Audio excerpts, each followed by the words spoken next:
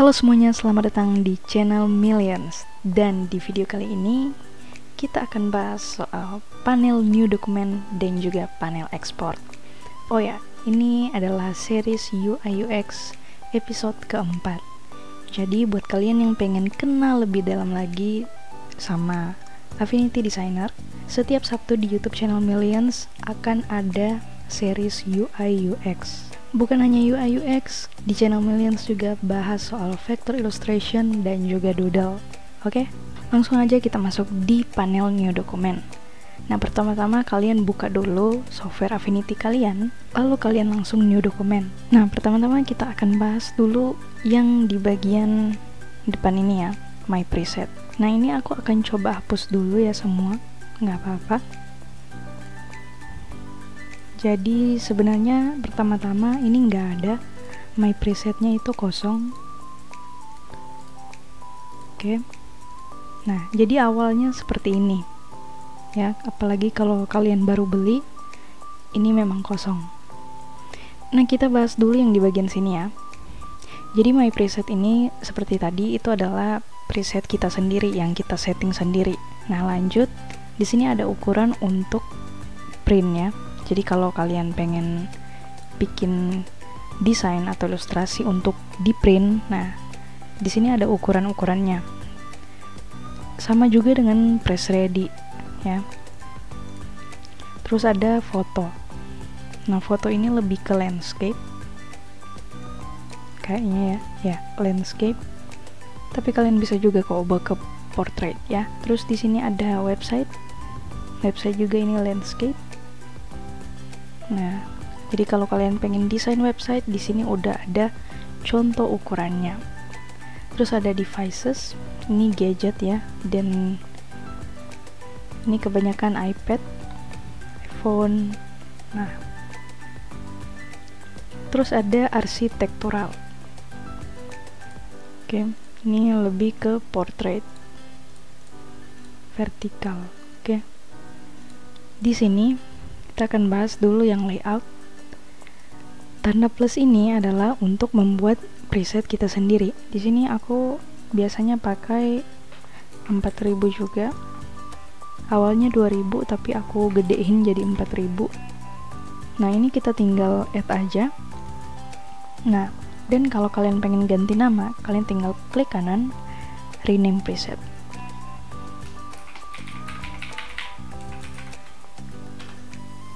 Oke, dan begitu seterusnya kalau kalian memang pengen bikin preset sendiri.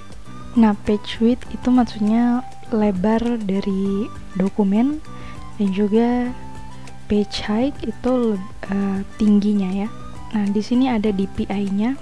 Ini biasa ada yang 72 dan 300 juga. Nah, biasa kalau aku pakainya 300. Nah, DPI ini lebih ke kualitasnya juga ya. Jadi kalau kalian pengen membuat desain atau ilustrasi, kalian juga harus perhatikan DPI-nya. Terus ada dokumen unit. Dokumen unit ini yang kayak gini, ada pixel, point, pikas ya, inci, feet, yards, milimeter, sentimeter, juga meter. Nah, biasanya aku pakai yang pixel, tapi tergantung juga sih. Kalau misalnya aku bikin desain baliho itu biasanya pakai yang namanya sentimeter.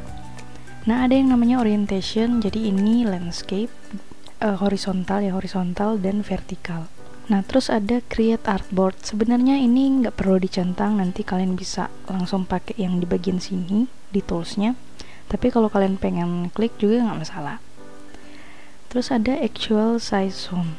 Nah, ini aku nggak pernah pakai, jadi aku pakainya ke default aja, karena udah ada ukurannya juga ya, jadi nggak terlalu penting juga. Tapi kalau kalian pengen pakai, silakan.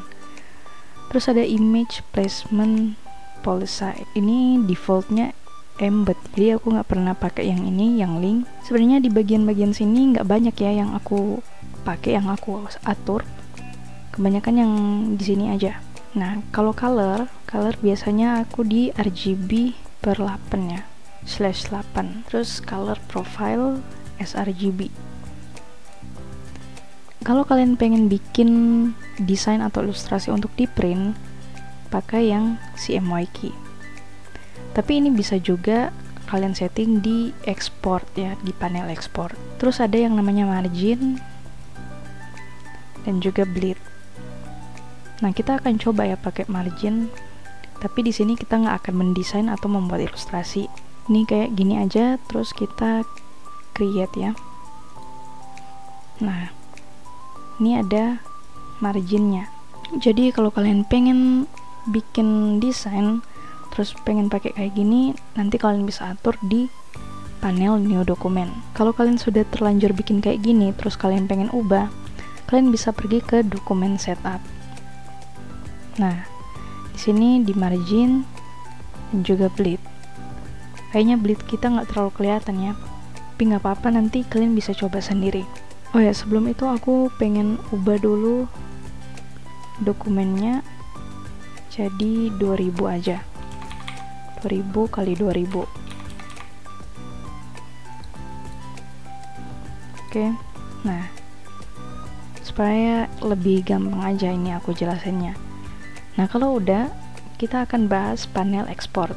Itu pergi ke file, terus export, atau shortcutnya Ctrl Alt Shift S.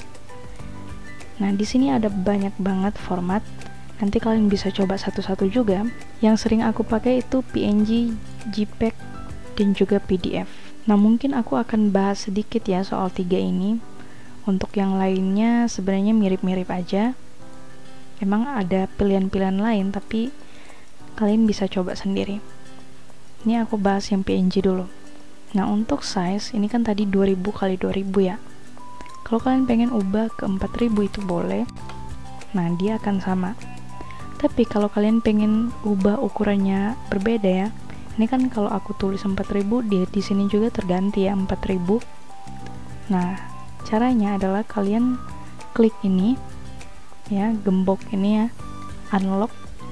Terus kalian ubah misalnya 5000. Nah, otomatis di sini nggak akan keubah. Oke. Nah, kita kembaliin ke 4000. Lalu kita kunci. Nah, itu bagian size. Ini ada preset PNG dan juga PNG 8 ya. Sebenarnya aku masih belum paham juga soal perbedaan format ini. Tapi yang biasanya aku pakai itu PNG yang biasa aja, yang ini. Nah, di sini ada resample, nearest neighbor, bilinear, bicubic, lansos ya, lansos 3 separable, lansos 3 non separable. Nah, buat kalian yang belum paham, sebenarnya aku juga belum paham, itu kalian bisa cari di Google artinya. Oke, di sini dijelasin soal resampling method ya. Jadi di sini ada yang tadi ya, nearest neighbor, bilinear, terus ada lansos 3 non separable, bicubic. Nah, ini ada separable dan non separable juga. Nanti kalian bisa baca-baca juga di sini. Tapi biasanya aku pakai yang default ya, yang emang udah tersetting di sini. Nah, di sini ada area. Nanti kalian tinggal pilih mau export di area yang mana. Ada yang whole document. Nah, ini kebetulan cuman whole document ya.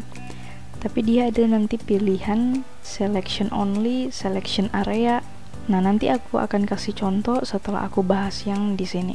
Nah, di sini juga ada don't export layers hidden by export persona. Nah, jadi ketika kalian mengedit di export persona, layer yang di hide itu jangan diekspor ya. Kira-kira seperti itu. Nah, di sini ada estimate file size. Karena ini kosong, jadi cuman sekitar 56,65 KB. Nah, di sini ada preview. Karena kosong ya, jadi kosong aja ya gitu. Nah, sekarang kita pindah ke JPEG. Ini size-nya sama ya. Presetnya itu lebih banyak juga, ada yang base, high, medium, sama low. Resample juga sama. Nah, quality ini ya kalian tinggal tentuin aja. Ini maksimalnya 100. Kalau diturunin, nah dia akan berubah ya di sini. Biasanya aku pakai ini kalau ngedit thumbnail YouTube, karena thumbnail YouTube itu maksimalnya 2 MB. Jadi kalau udah over misalnya 2,1, kalian tinggal turunin aja. Kayak gitu. Nah, ini areanya juga sama. Oke, ini sama ya. Nah, terus ada PDF. Nah, PDF ini udah nggak pakai ukuran lagi, udah nggak ada pilihan size, jadi langsung diekspor. Dan di sini ada presetnya for print. Nah, ini lebih banyak ya.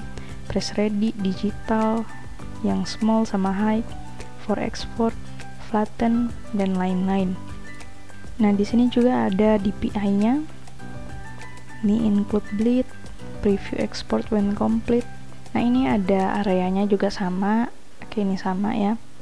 Nah, sekarang aku akan bahas yang bagian more ini. Ini sama ya untuk more yang di JPEG dan juga PDF.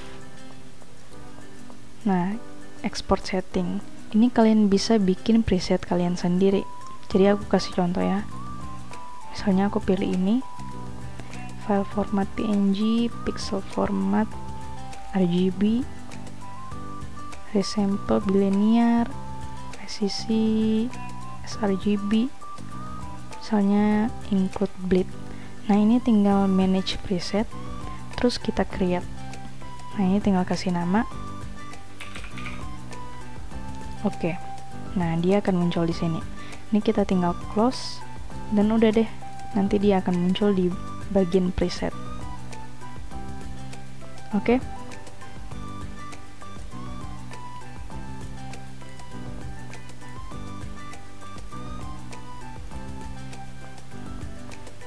Nah, di sini aku akan kasih contoh soal areanya. Nah, lalu kita pergi ke export. Nah, ini pastikan presetnya PNG aja biasa. Terus kalau kita hold dokumen dan kita preview, nah ini akan terekspor kedua artboardnya. Oke. Kalau kalian cuma pilih artboard pertama yang di bagian sini, jadi dia cuma satu artboard aja. Nah, sekarang aku akan select ini ya, terus aku pergi ke export. Kalau kita buka di bagian area, nanti dia akan ada selection area sama selection only. Jadi kalau aku pilih selection only, kita preview, dia akan kayak gini. Ini misalnya aku tambah di sini. Nah, kalau udah, ini aku cuman select yang bagian rectangle aja di sini, tapi di atasnya itu ada lingkarannya, ada ellipse. Nah, kita export, terus kita ganti ke selection area. Kita preview. Nah, jadi area yang terselect ya, area rectangle yang dimana udah termasuk ellipse itu akan terekspor. Sedangkan selection only itu hanya rectangle-nya aja. Nah, itu adalah perbedaan selection area dan selection only. Nah, semoga sampai di sini kalian udah paham soal panel new document dan juga panel export. Untuk format-format yang lain kalian bisa coba-coba sendiri. Kalian bisa bikin preset kalian sendiri ya, terserah kalian. Semoga video ini bermanfaat. Terima kasih sudah menonton. Kalau kalian suka silahkan like. Kalau kalian punya request soal vector illustration atau doodle atau affinity designer, kalian tinggal komen di bawah ya, request tutorial. Dan support terus channel ini dengan cara subscribe, follow Instagram aku di @millions, linknya aku taruh di bawah. Dan kita akan jumpa di video berikutnya. Bye bye.